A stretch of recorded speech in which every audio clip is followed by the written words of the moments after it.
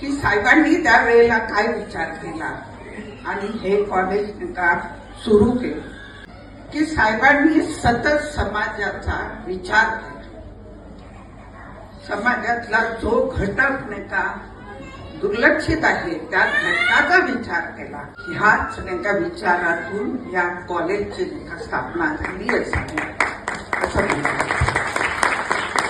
ह्या कॉलेजमधले सर्व स्टाफ म्हणजे प्रत्येक नायका येणारा पेशंट हा आपला कुणीतरी आहे आणि याच्यामध्ये बदल घडवलाच पाहिजे हे त्यांना सतत वाटत असतं. आपला येणारा जो पेशंट आहे तो सुद्धा नाही का बाबा ठीक झाला पाहिजे.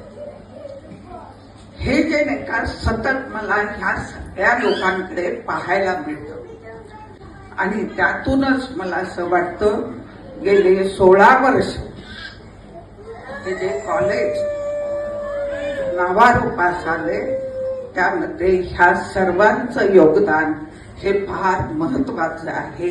त्याशिवाय नाही काय हे होऊ शकत